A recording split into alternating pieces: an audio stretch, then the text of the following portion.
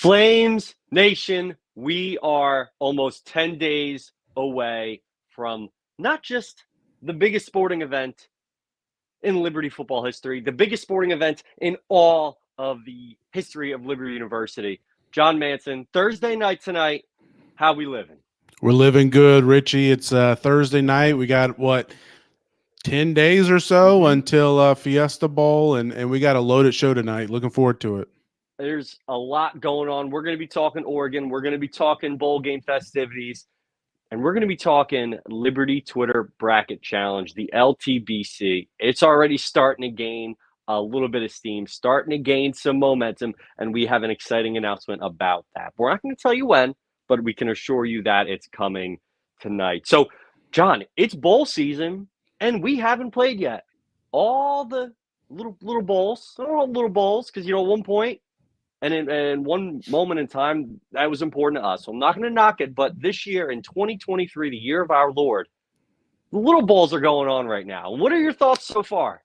Well, we're still waiting for the big boys to play, right? And that's us, exactly. Right? Exactly. Now, it's funny. I was actually, just before we got on here tonight, Richie, I was watching the Boca Bowl, Syracuse, South Florida. Where were we a year ago? We were at the Boca Bowl, and I was reminded – first memory I had actually when I was thinking about that is not just, the time we had down there, which was a good time despite the outcome of the game, but it was, Syracuse's head coach is no longer there. They got an interim head coach. And I was reminded, we were in that same position a year ago with, Coach Freeze had left and gone on to Auburn, and Coach Aldridge was the interim head coach, and Coach Chadwell was there on the sideline, and he had that, smile and looked into the camera that kind of went viral a little bit that night. And who would have thought that, here we are a year later, we're not in the Boca Bowl, we're not in the Cure Bowl, we're going to be going to the Fiesta Bowl.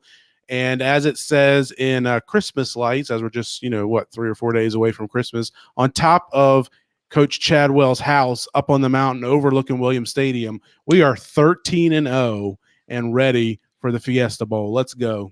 What an absolute power move that is as well. When you think Coach Chadwell, you don't think super flashy. He ain't Coach Prime. He ain't showing up in the shades and doing all that. But every now and then he does something like that and just goes, hey, I'm the guy that's here.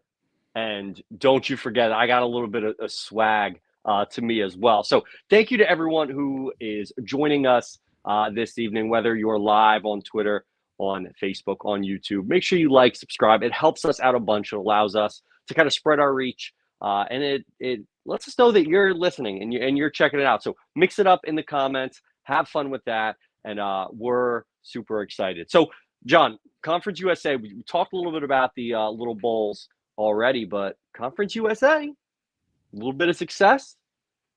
Maybe one of our other G5 conference foes, maybe not some success.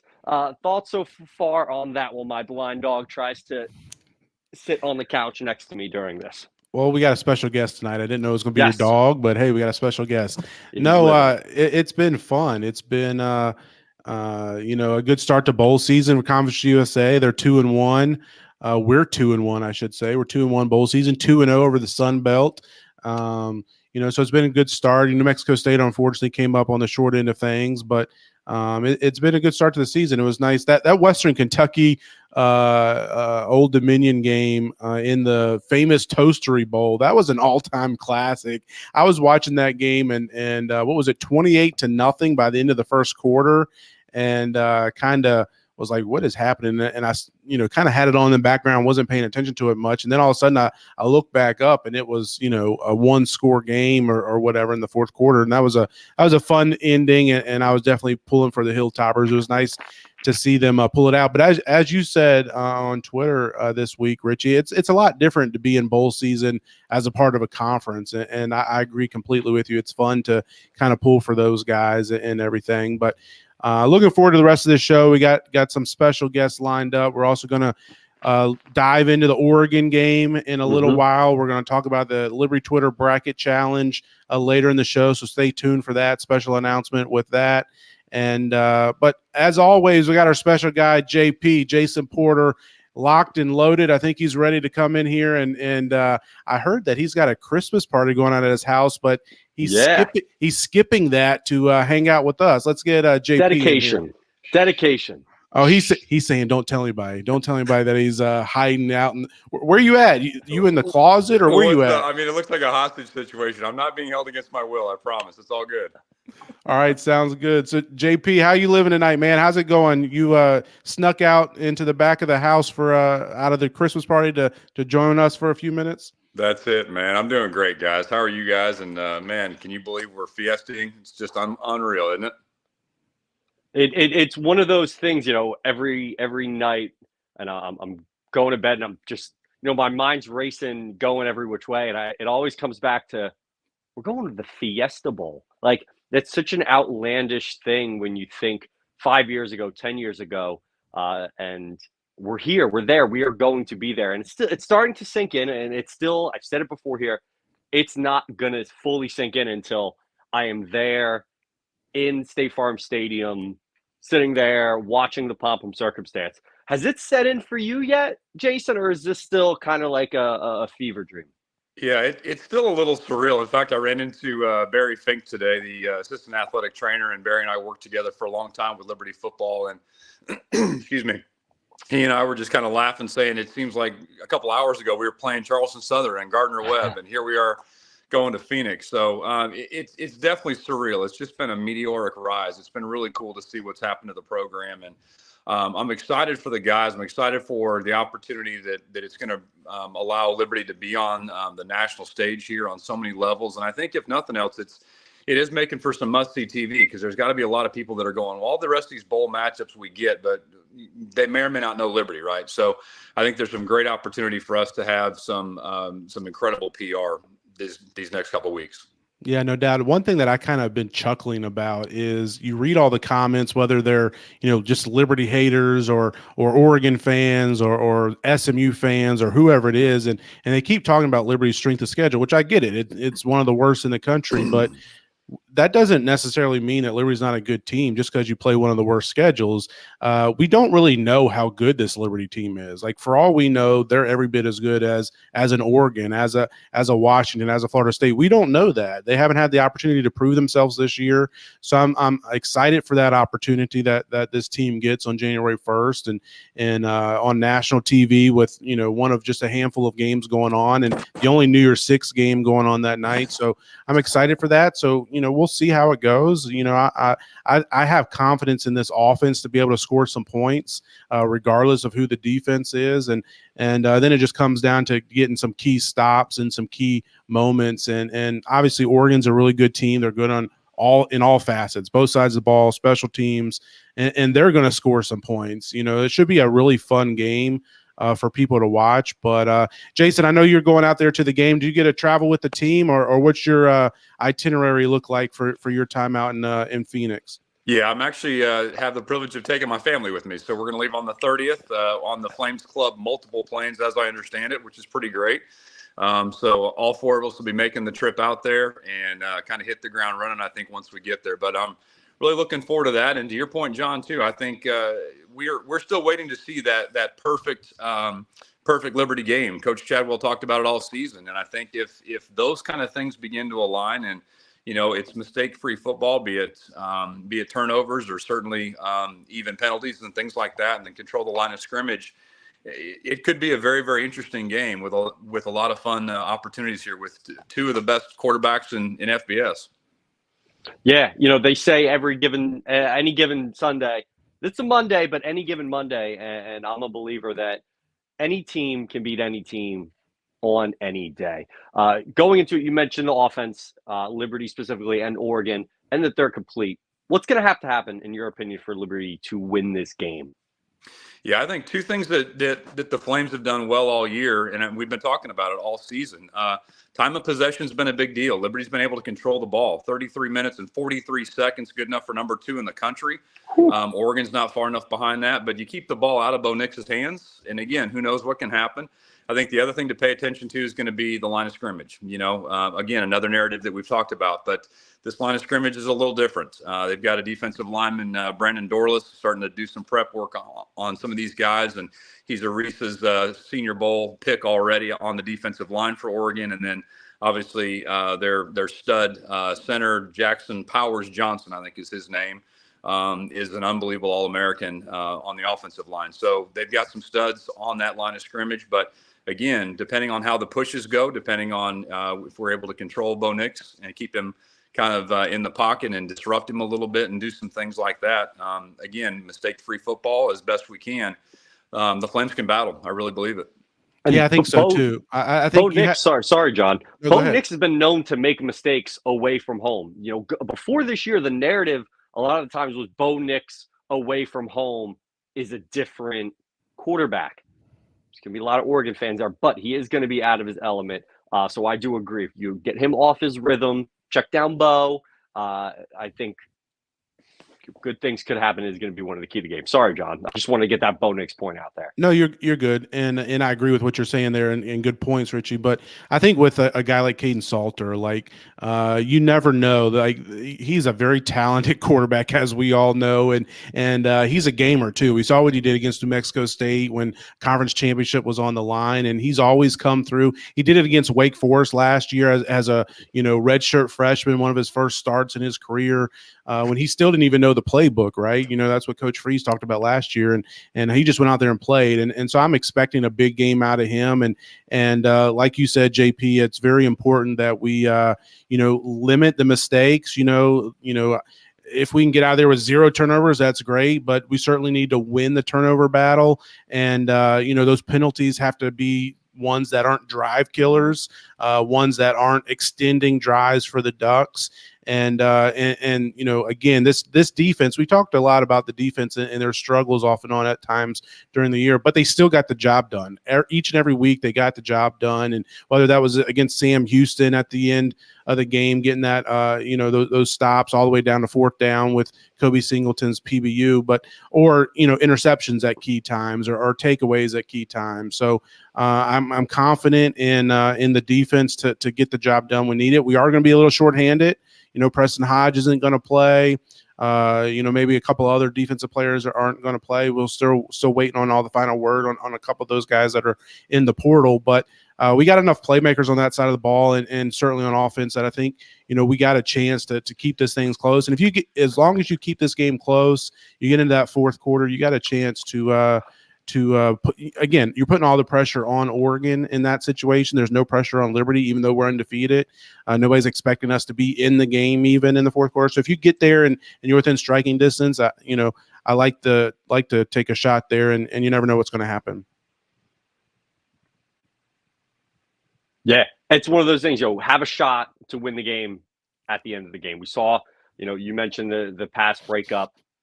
I have the utmost trust in this offense to go down and score to win a game. We haven't seen it this year where it's, hey, 2-minute warning, run those plays, make it happen, which makes me think, Coach Chadwell probably has some plays up his sleeve for when he needs it, whether it's a 2-point conversion with the game on the line, 4th and 10 with the game on the line. Do you think, Porter, that we're going to – might have lost him. John, do you think we might, or board it back? Do you think I think he's got a drop. He was just messaging saying he's got to go. He's got tech issues, but we appreciate him stepping out of his Christmas party to join us tonight. But what was your question there, Richie? So, as I just said, haven't had to really dig deep into the playbook for those plays with the game on the line. Do you think they might have something up their sleeve, something a little different? I think anyone would say to win this game, you're going to have to get a little weird. And weird things have happened at the Fiesta Bowl. Yeah, the Statue of Liberty play, right? Mm-hmm. I mean, yeah, you never know. I mean, Coach Chadwell and his staff, they've got a month to prepare and get a game plan ready to go up against this team. And there's no need in holding anything back at this point in time. I'm sure they'll find some things they can do to take advantage of that Oregon defense and some mismatches that the Liberty offense may have. But I'm looking forward to it. And Jason, we got you back. Glad to have you back. I know you're having some issues, but hey, we're going to let you go anyways. I know you're taking a few minutes out of your time to miss that Christmas party, but we'll let you get back to it. Any final shots you got for us before we let you go? Yeah, I just think I appreciate being on with you guys, and I tell you what, week one, if we'd have been sitting here debating 13-0, I think we all would have been scratching our head, just going, "There's no way." But what an awesome ride, and I don't think we're done yet. I really don't. It's been a lot of fun this season, and appreciate the time on with Sea Red and all you guys do. And let's go win a Fiesta Bowl, baby. Let's yes, do sir. It. Appreciate having you on. Yeah, that's awesome. Thanks, Jason. Appreciate you, man. And I think producer 3000, we can bring in Matt Sprouse, group of 5 guys. Let's get him lined up and ready to go. It's real Florida. It's old Florida, and it's close to all of the Central Florida attractions. Crystal clear natural springs in one of the largest chain of lakes. The beautiful lakefront city of Leesburg offers the best in outdoor adventures, fishing, and quaint shops and restaurants on historic downtown Main Street. Come visit and see how welcoming a hometown city feels. Experience Leesburg the way Florida is meant to be.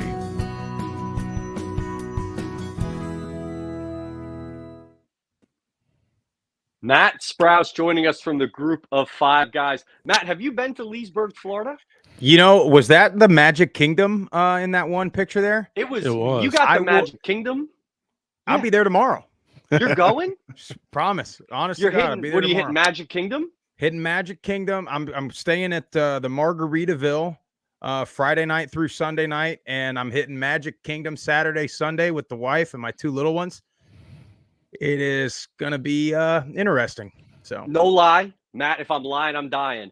I am the reigning Margaritaville poolside bingo champion, December 2021. I'm dead serious. I wouldn't be shocked if they had a little plaque. I'll look for it. I spent a week at the Margaritaville. Excellent time. You're going to love it. We love Leesburg. You got Magic Kingdom. You got kids playing cornhole. You got golf. You got a little bit of everything. And if I wasn't so much of a Disney guy, Leesburg, definitely my number 2 town amazing. In Florida. But for those who are watching live, you can see we are joined by Mr. Matt Sprouse, a member of the group of 5 guys who were able to come down or up from where they're at to Lynchburg, Virginia for the Conference USA Championship game. Matt, tell us a little bit about your experience and what you thought of Lynchburg, Virginia. Man, I think if you follow us on Twitter, I think people are not happy that we had a good time. I mean, God forbid. But I think that it should be mandatory before you say some of the things that the people are saying on Twitter right now, that you have to take a visit up there. But I mean, from a visitor's perspective, I mean, first of all, just the town or city of Lynchburg, beautiful place, campus, facilities. I mean, unbelievable.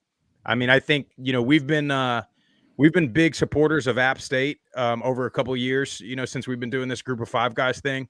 And I think I can say that Liberty is the only place that we've been that just the entire setting rivals that of Boone, as far as, the mountains in the background, the stadium's beautiful. You guys, in my opinion, you guys' stadium and facilities are nicer.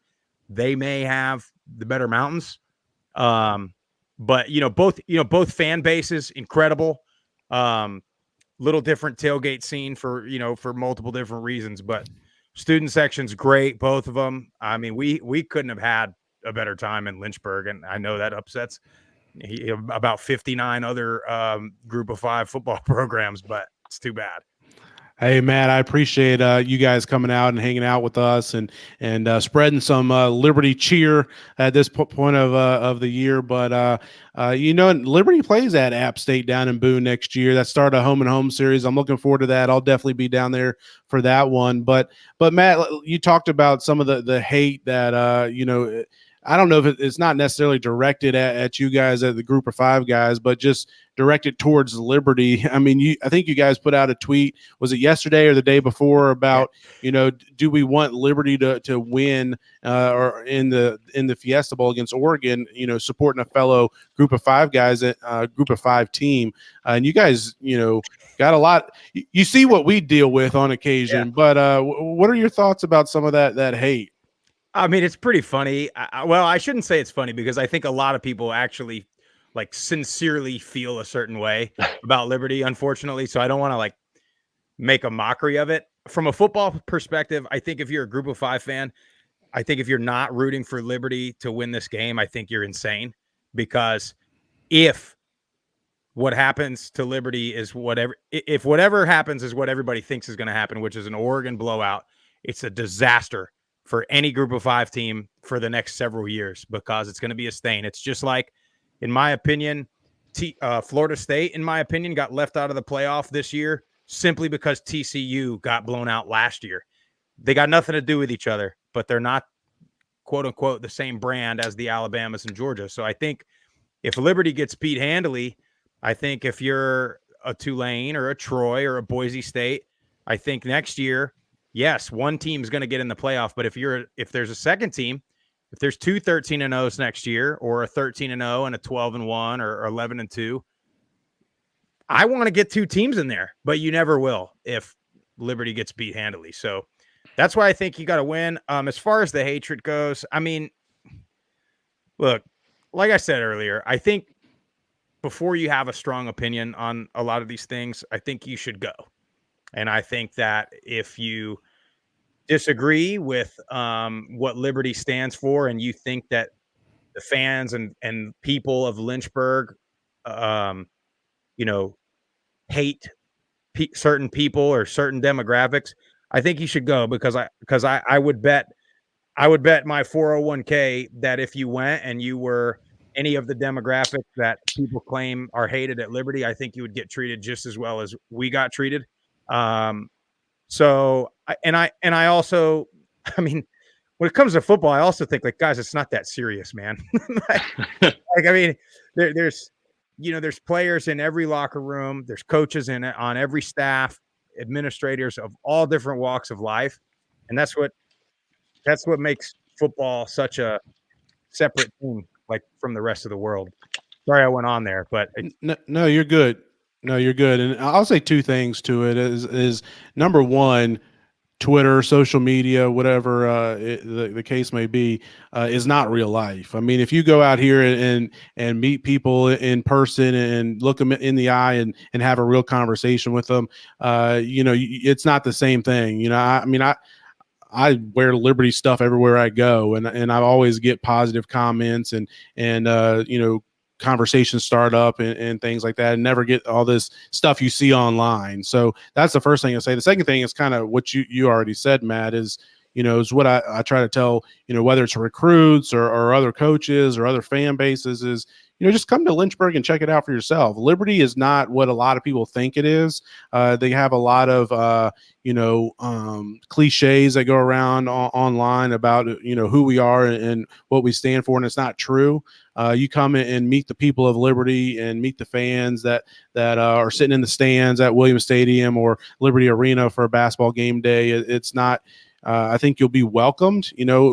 We love our team. We love our Flames, and we'll support them and may go back and forth a little bit during the game. But before the game, after the game, we'll shake your hand. We'll meet up with you, go out and have some food and hang out and that sort of stuff. And that's all I'll say about that is first of all, social media is not real life, and second of all, if you're questioning Liberty, which I know a lot of people on listening to this, or maybe we're getting some Oregon fans watching, but they're already Liberty fans. But if you're not, come on out and check us out. Come out to a football game, reach out to us at a Sea of Red. We're happy to meet up with you and show you where to hang out to get the true meaning of what Liberty's all about. But appreciate you, Matt, and the work you guys do, a group of 5 guys, and it means a lot. And glad you guys are able to experience Lynchburg and Liberty for yourself.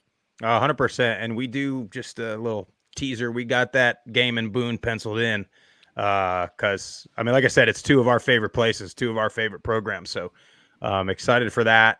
And I'm going to say, we're going to keep calling it how we see it.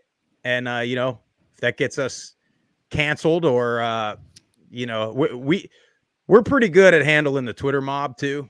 I kind of enjoy going back and forth with it. That's what I like about Twitter. So if we keep getting mobbed on Twitter, it's good for us. It's more clicks for us. So, whatever. But no, we appreciate you guys. I think you're going to see some Oregon fans or whoever goes to the Fiesta Bowl that are going to have a different opinion on you guys after next weekend. And I think that'll help too. And we can just listen. Liberty better not play conservative. Y'all go in there to win that thing. Don't pull a Cincinnati and go ultra conservative like they did against Bama a couple years ago. Go to win. If you get beat by 3 touchdowns, who cares? So does everybody else in the New Year's Six. We're just happy to be here. Scared money don't make no money. So no, I think we're going all in. And to your point, John and Matt, if we were 4-8, there would be no one on Twitter talking about us. So the fact that we're 13-0 and going to the New Year's Six Bowl, that's such a massive, you're going to get haters. There's always going to be haters, but it is what it is. So transitioning a little bit to the overall group of 5 across the country. What are your thoughts so far? Bowl season, group of 5 showing up, any surprises, anything you're looking forward to across this entire bowl season? It is hard to, in all seriousness, it is hard to have any kind of opinion on the bowls because all the teams have guys that are in the portal. They got half their coaching staff gone. Troy has Duke on Saturday, and just today it gets leaked that the DC is going to Tulane, which I think that's another problem we have with some of these leaks happening. It happened for Coastal last year when Chadwell came to Lynchburg. So it's hard to really judge. Fortunately, even you guys got guys in the portal. Oregon's got guys in the portal.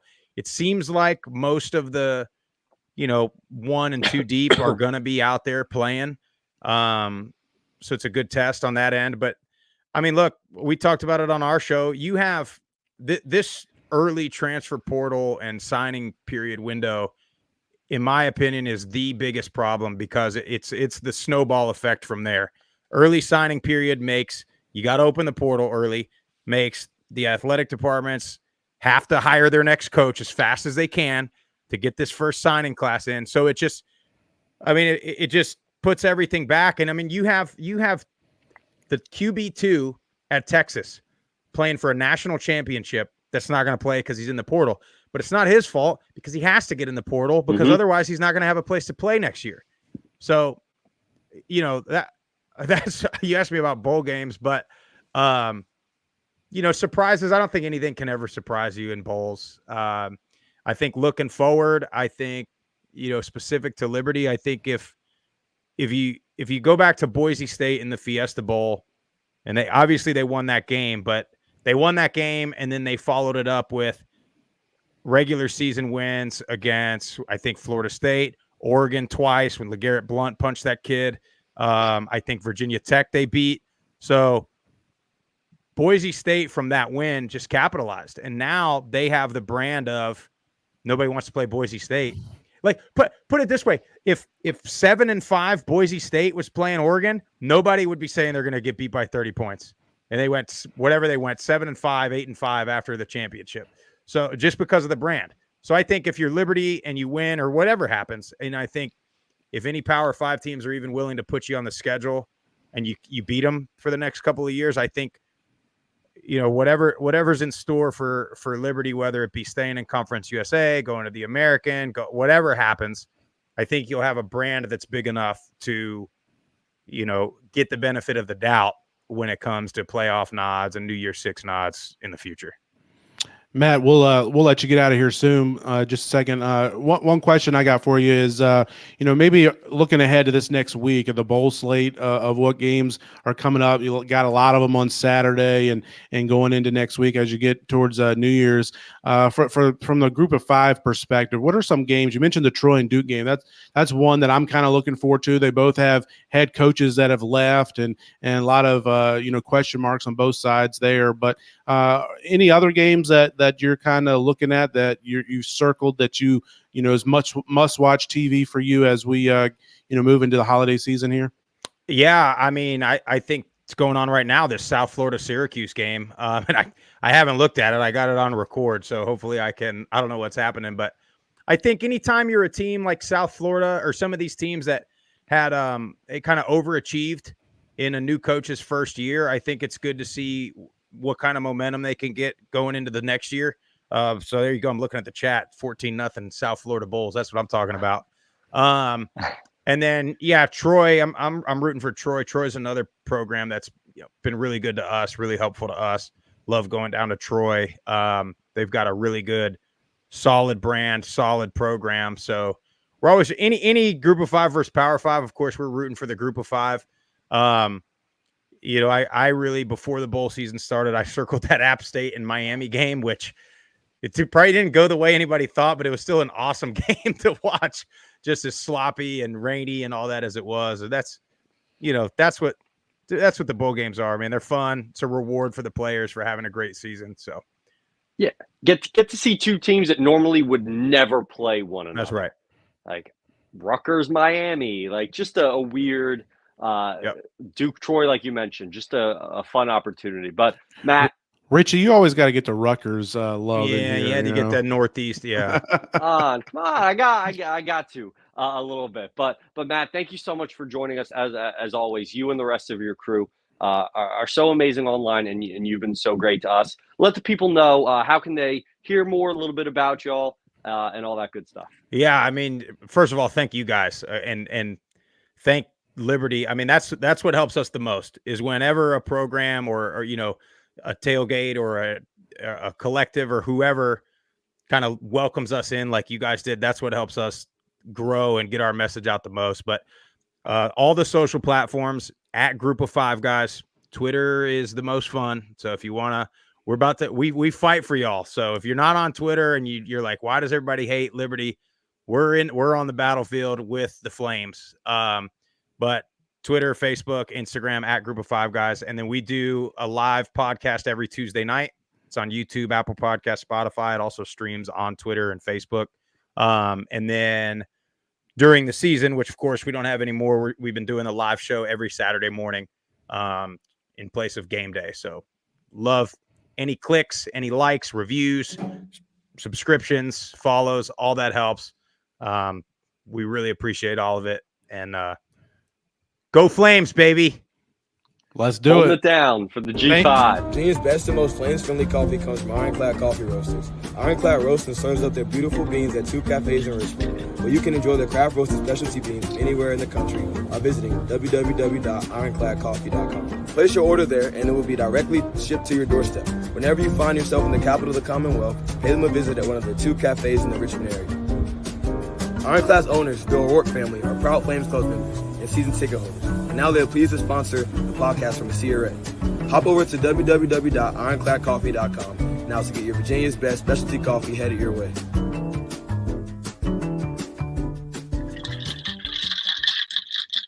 What I would give for this to be some Ironclad iced coffee right now. It's not. It's water. I just got off the Peloton. Not a big deal. But always shout out to Ironclad. Incredible coffee, incredible people, great sponsor to our show. And speaking of great things, the chat this evening has been wild, awesome. We're seeing people talking about other games. We're seeing people talking about Liberty, the bracket challenge. We will get to that. We saw someone that was on the first Liberty football team on there, like, we gotta get this guy on the podcast. Like, You're exactly right. This is what awesome. are we doing? Like, this guy, we need him on. Like Charles Hardage. Yeah. Jughead. Whenever you want. Yeah.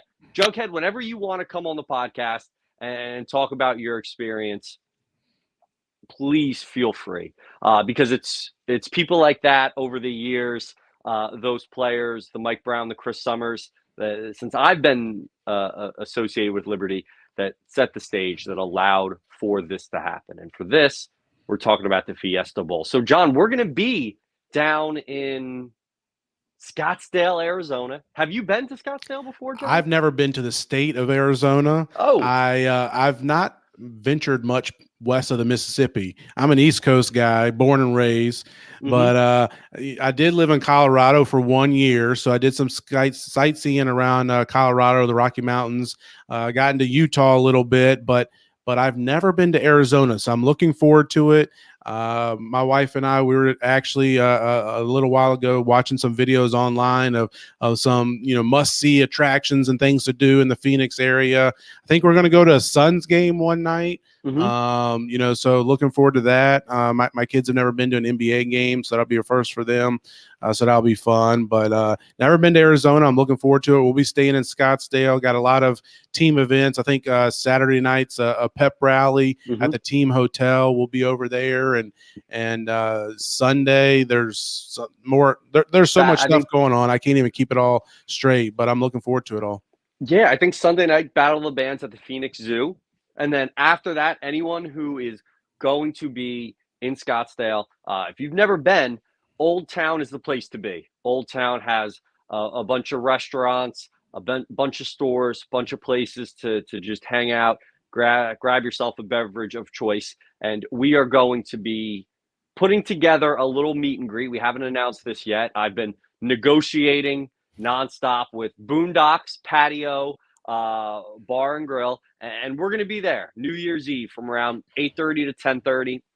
We told them we're coming in with a crew, and they said, "Come on in, give us your best." So 8:30, Boondocks Patio Bar and Grill. Make sure you come out. We are all going to be there. There's going to be some special guests there, and it's just going to be a great opportunity to hang out before the ball drops. If you want to get to bed before the excitement of the New Year's game and all that, feel free. If you want to hang out and keep the party going all night, that is an option as well. Excited to see how John handles New Year's Eve.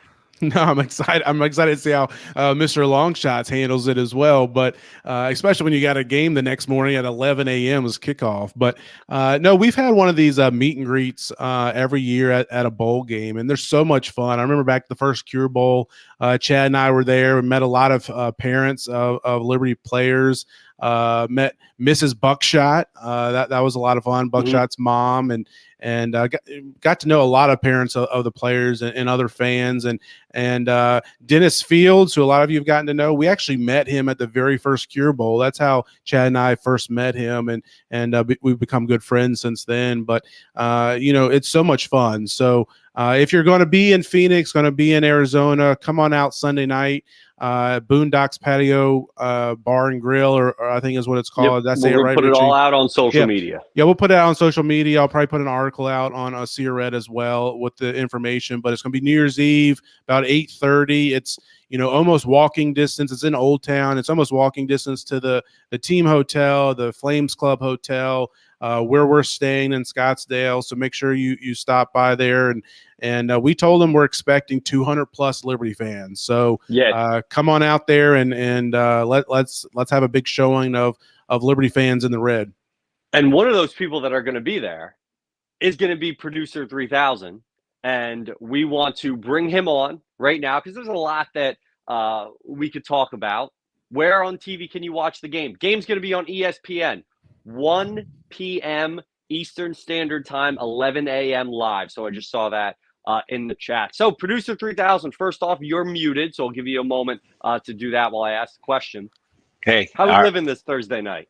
I brought back the trucker headset. This is for you. This is in honor of Richie's first season on the podcast last year. I got roasted.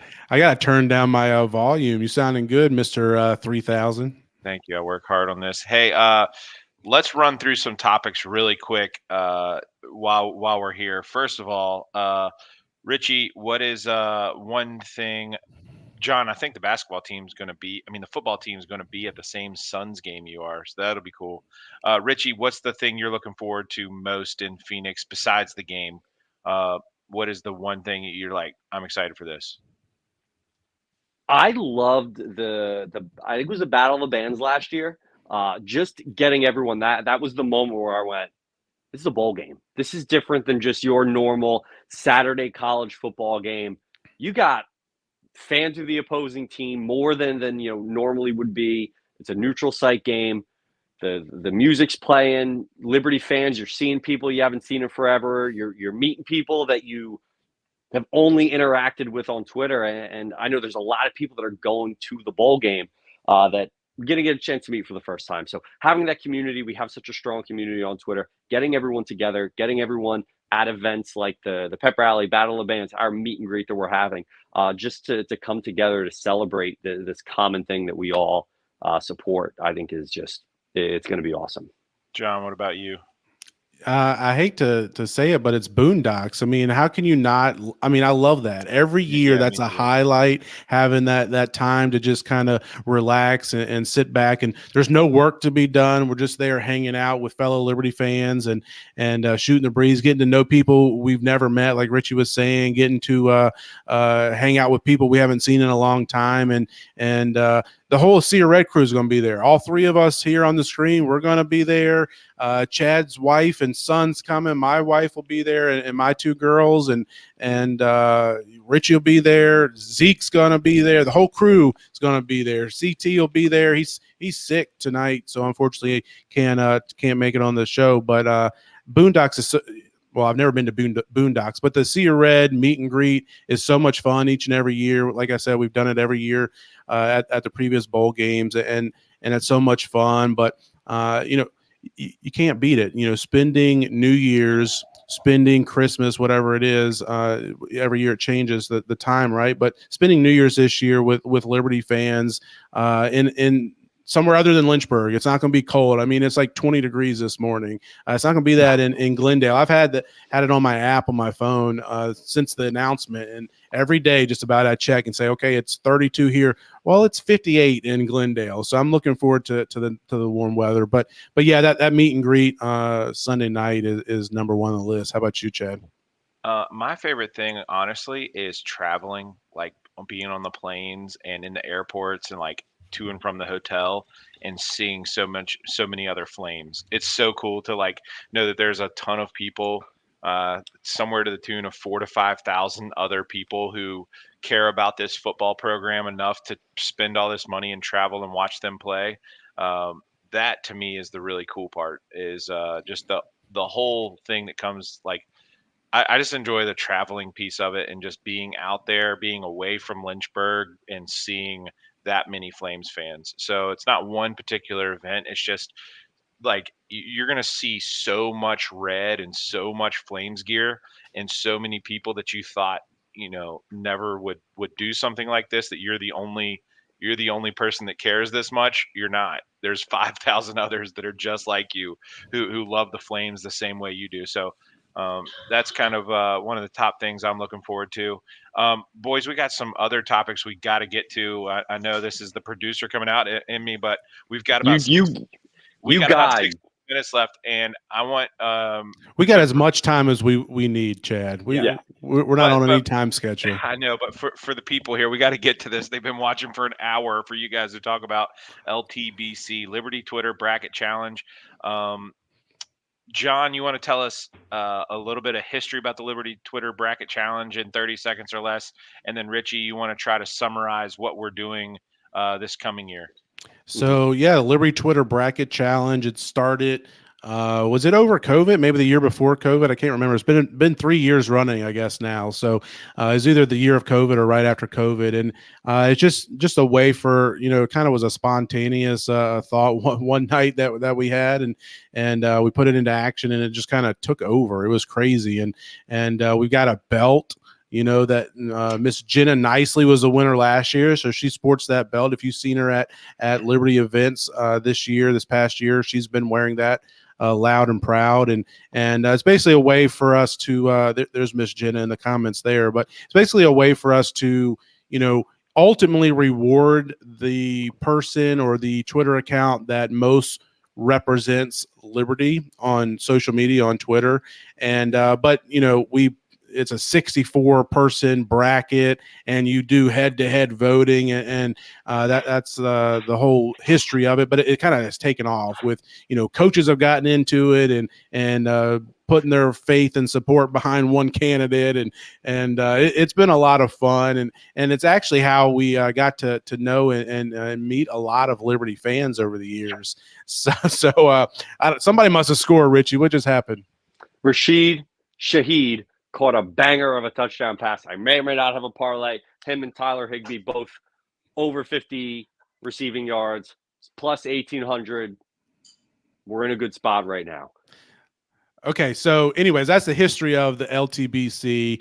Jenna won it last year. The Jokers won it the year before, and we're looking to have another winner of the belt this coming year. But we're going to change it up a little bit. Richie, you want to talk about that?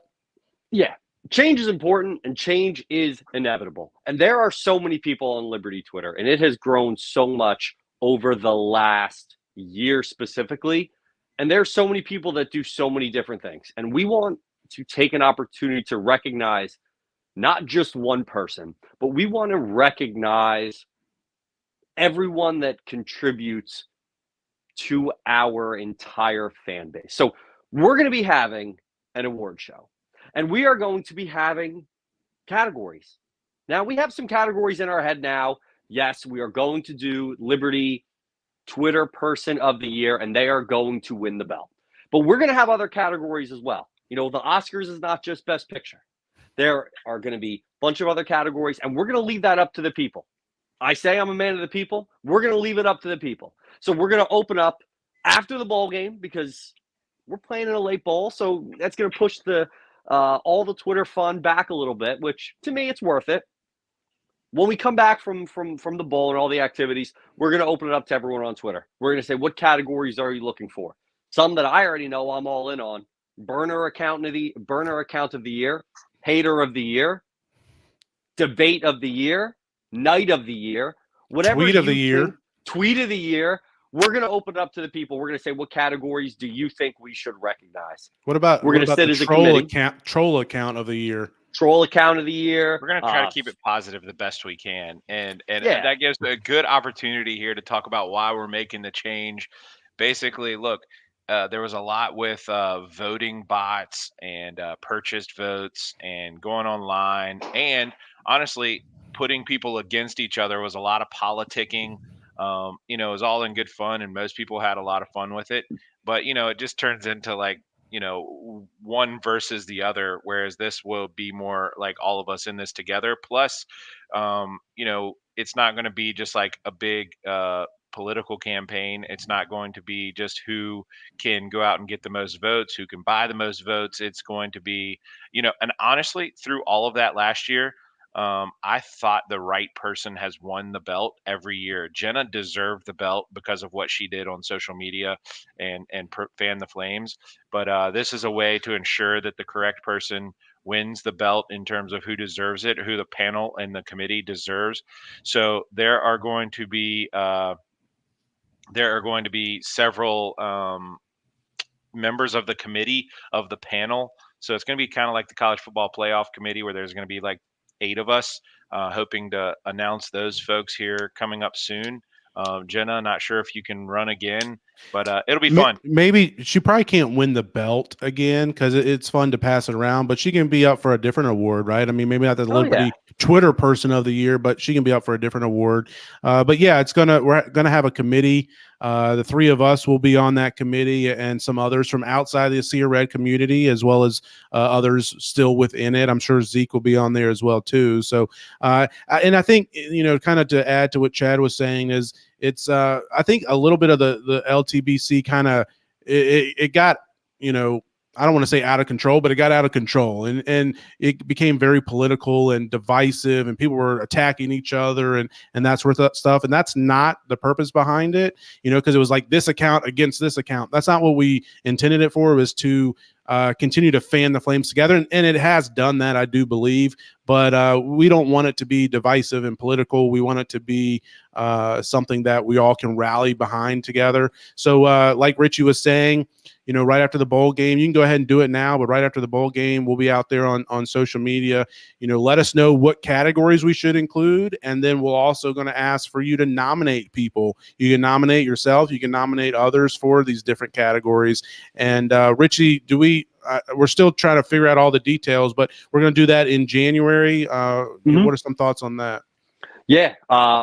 First week's going to be, hey, what kind of categories do we want? Next week is going to be nominations, and then the committee is going to deliberate. And I can assure you that if you go undefeated in your conference, you will not be left out for a we don't care about injuries. Conference we don't care about injuries. So if you do get hurt, it is what it is. We will not penalize you. But we're looking for excitement. I just saw CJ just said, can I still do a press conference? Yes. We want people making videos. If you think you are the burner account of the year, we want a video proving that. If you think you are the Twitter account of the year, we want videos to prove it. We want people going all out. Plead your case. Plead your friends' case. Hitch your wagon to who you think it's going to be. We are going to announce nominations, and then we're going to have an award show. And it's going to be, I don't think anyone's going to get slapped like it's the Oscars, but we're going to do it big.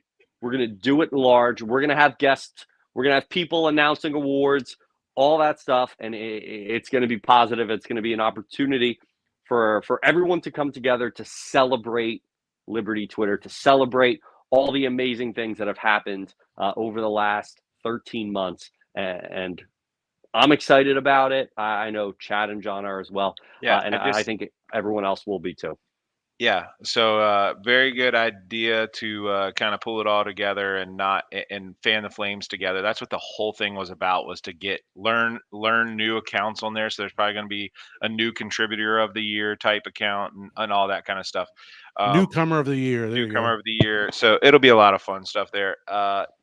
If you make yes, CJ.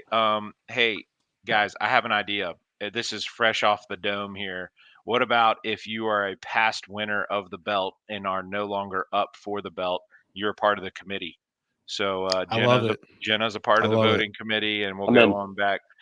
So that way they can have a say in who deserves that. And Zach, I know you were trying to be funny, but is it most deserving or best account? Honestly, this gives a good opportunity to say that it's the account that the committee deems fan the flames the best on social media in 2023. So that's kind of what the there's a lot of debate about who is the best, who's the most deserving, and who does the most politicking and all that kind of stuff. But in the committee's minds, it's going to be who fanned the flames the best in 2023. All right, guys, that was a lot of LTBC stuff. What else do we have? Do we have any signing other topic? Day? Quick signing day? Yeah, let me give some stats real quick. I wrote that article and they're fresh in my mind. We have 6 guys who had Power 5 offers. We had 9 guys who had Georgia State offers, 6 guys who had Charlotte offers, 8 guys who had Charlotte offers, and then 6 guys is where we had WKU, who are some of the others, ODU. So we recruited a lot of guys who had a lot of offers. But the main thing, John, that stands out to me to this class, and you mentioned it like 5 times in the press conference yesterday, I loved it every single time, was how impressive it was to keep these Power 5 offered guys as long as we did. Like normally in the recruiting cycle, you don't offer those guys that early because everybody jumps on them. Then their name starts spiking. And then if Liberty and Chadwell has offered somebody, then somebody one up is going to offer them and try to like snipe them. That's just how it happens. So every staff has a different philosophy, but Chadwell's staff decided to offer really early and get verbals really early and kind of make that relationship, and they were able to hold on to them. So that's the one thing that stands out to me. Jaden Bradford, Caden Williams, Christian Gregory, you name it. These guys could have gone mid-level to high-level ACC. Jaden had SEC and everybody pretty much, but for them to stick to their commitment that long shows just really the connection they made with the group. So that's what stands out to me the most is how these early verbals stuck. And you don't see that a lot in college football. I mean, our previous staff and most other staffs, they don't do the early verbals like that because it's so hard to do. And we were 100%, literally 100%. All the ones that we verbaled that we wanted to keep as a verbal, we were 100%. Yeah. Yeah. Those guys. And it's crazy because you look all across the country, you see the Dylan Raiola flipping, you see the kids that are jumping from USC to Colorado. Like I was waiting. I don't follow recruiting a ton, but I was very curious. Like, hey, is someone going to jump last minute? Is someone going to switch? But the success that this team had this year, and Coach Chadwell and their staff, I think, allowed that to have that batting 1,000. So exciting to see for 1 year. It's only going to keep moving in the right direction. What's your overall take, John, of the National Signing Day? Yeah, I mean, I agree with what you guys were saying, and one thing Coach Chadwell mentioned, which I thought was really good, is the majority of these guys locked into Liberty before we won, before we were 13-0. Mm-hmm. Before Coach Chadwell had ever even coached at Liberty. This was back in the summer. A lot of these guys committed. Bradford most notably, but as well as some of these other guys. And I think about a guy like Caden Williams, a running back. I mean, he was a guy out of Georgia that could have gone a lot of places, including Power 5, even Georgia Tech. Close to home, closer than it is to Lynchburg from Georgia. But he decided to stick with his staff and to stick with Liberty. And he comes into a room that doesn't lose anybody. I mean, that running back room is stocked with talent and depth.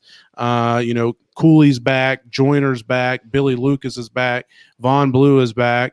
Aaron Bedgood is probably back.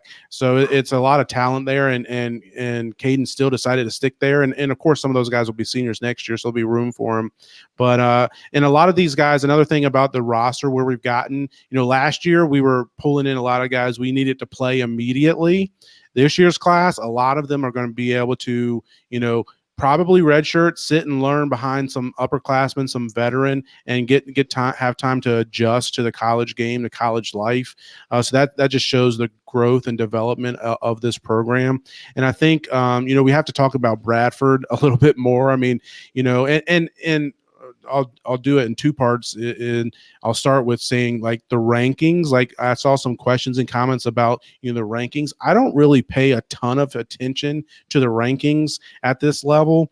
Like Bradford, he was a top 10 quarterback in the country by pretty much every recruiting service back in the early spring.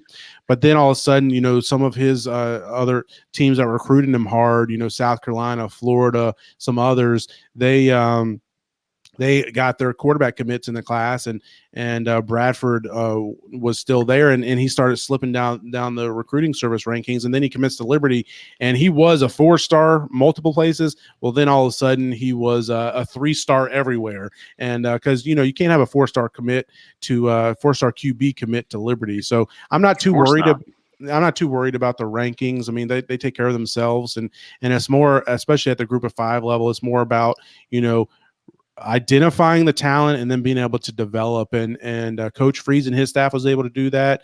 And in the first year, we saw that Coach Chadwell and his staff could do it as well. I'm looking forward to seeing that when they have more time, like they did with his staff. But Bradford is a guy that again, we'll have to wait and see when he gets on campus. But he's a guy that hopefully we'll have a year to sit behind Caden Salter and learn the game, learn the system.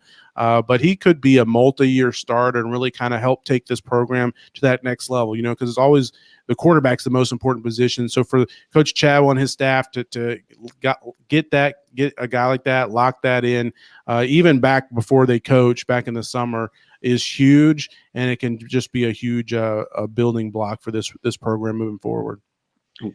And then one other thing, I did notice that he mentioned that the two DBs could have potential like early, play in early. I caught that and thought that was good. But signing day, it was fun reading all the coverage. I stayed on the live blog all day. It was cool to have quotes from them. I thought that was something new that you've added this year. That was really fun to see the quotes from each of the commits.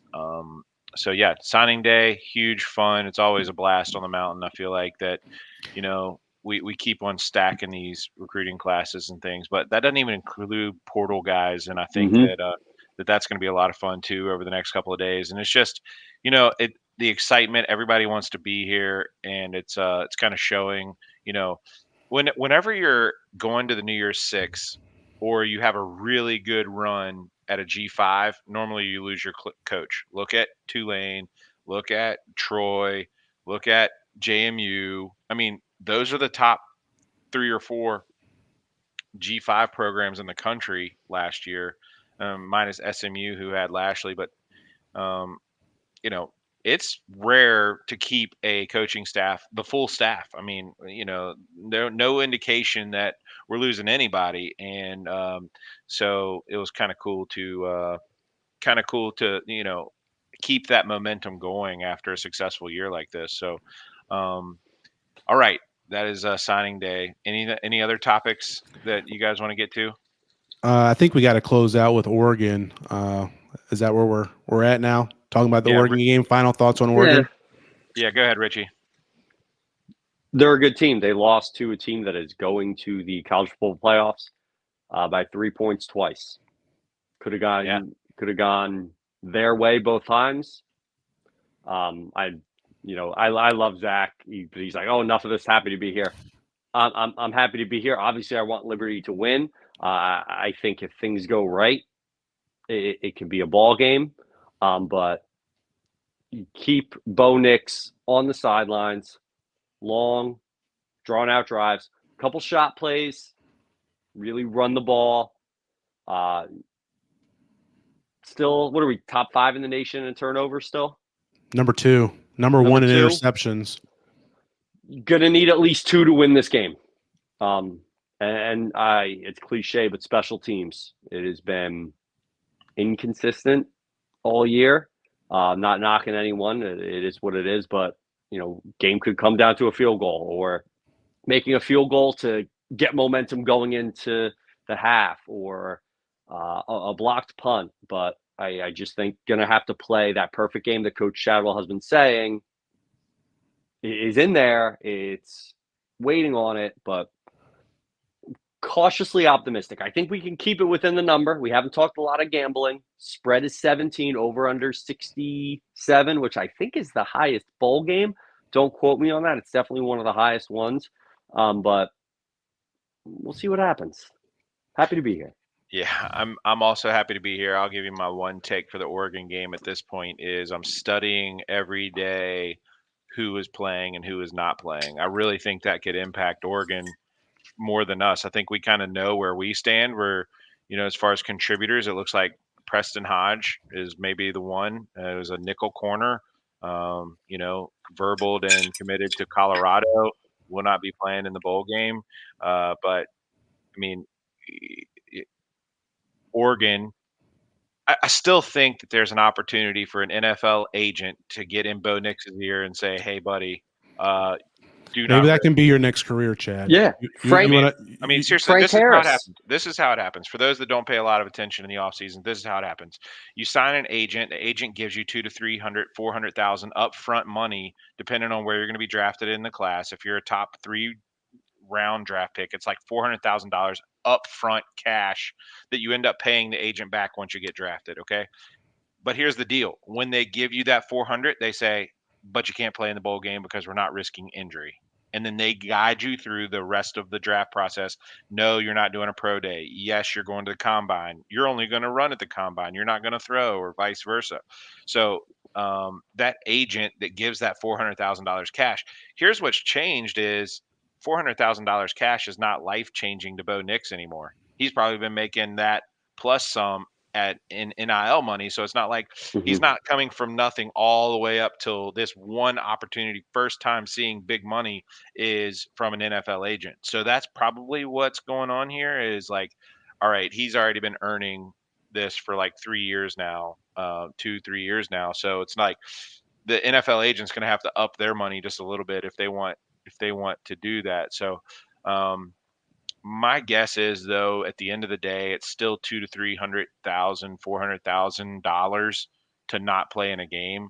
And I'm guessing there's going to be 5 or 6 Oregon players who we don't know about yet between now and next week say, I can't play in the game. And you saw one today. I liked one today. He just straight up said, I can't play because I can't risk the injury. It's too much money. And I liked that approach rather than any other approach. So my one take on the game is watch that closely over the next week. I don't think we're done there. I think that the agents really get it in this week and say, guys, if you want me to represent you and you want this money up front, then you need to sit out of the bowl game. So hoping that happens a lot more for Oregon than it does for us.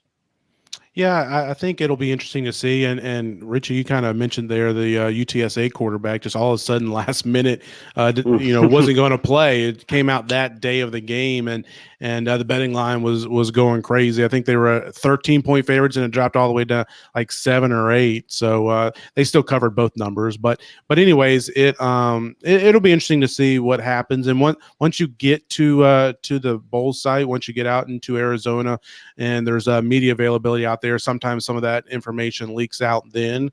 So we'll see. They have open practices and things, so you can see if a Bo Nix is not leading the first team offense, right?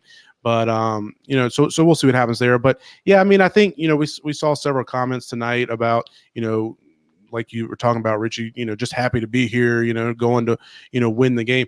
Yes, we're going to win the game. Every one of us on this podcast is hoping Liberty wins, wants Liberty to win, and we think we have a chance to win. I mean, we're 13-0. We're not. I don't expect us to be embarrassed. I don't expect us to get blown out. I do expect us to cover the spread there within 16 or 17 points, whatever it ends up being. And, I think we'll have a chance to win. Now, we have to play very good to be able to win the game, near perfect football, no turnovers, or maybe one, but you have to win that turnover battle. You also have to force a couple. Richie, you said you need it too. I agree with that. 2-3 turnovers. You got to be good in the red zone. You got to, turn their touchdowns into field goals in the red zone. You have to make sure you finish drives with points and touchdowns in the red zone. You can't get down to inside the 10-yard line and have to settle for field goals. I think we'll see a much more aggressive Jamie Chadwell and Willie Corn in their play calling. I think we'll be more aggressive going for it on 4th down. I mean, we got nothing to lose. I think we'll go for it on a 4th and 1 at our own 38. If that happens. I think, if we have a 4th and goal at the 2-yard line, we're probably going to go for the 7. So I think you'll see a lot of that, but you have to capitalize on those opportunities. You have to, play close to perfect football, but we can do it. Crazier things have happened. I think we have a chance to win. I do expect there to be a respectable showing. I think at the end of the game, a lot of these, people out here that are making fun of Liberty and how we shouldn't even be in the game and how we're a high school team and all that. They obviously are uneducated and haven't watched Liberty this year or previous years. I mean, this is a team that, again, I'm not trying to compare Oregon to Arkansas or Wake Forest or BYU of last year.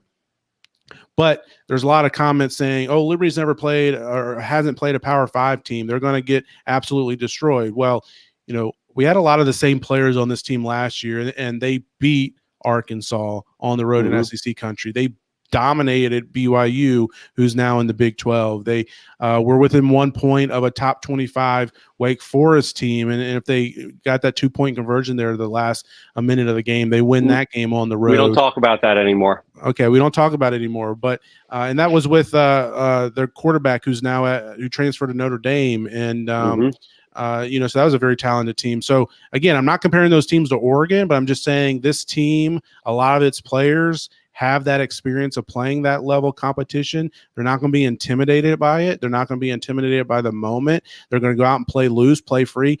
Look, they played with pressure the entire season trying to go undefeated, and it didn't faze them. It didn't rattle them. They were, not moved by that. So I don't think they'll be fazed or rattled by the moment or the opponent on New Year's Day.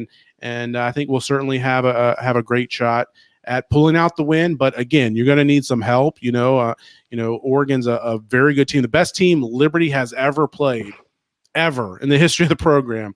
Oregon is the best team we've ever played, but I'll go down fighting with our guys, and I hope they can pull out the win. All right. Merry Christmas, everybody, is my final Merry word. Christmas. Appreciate everybody watching, listening, following, subscribing.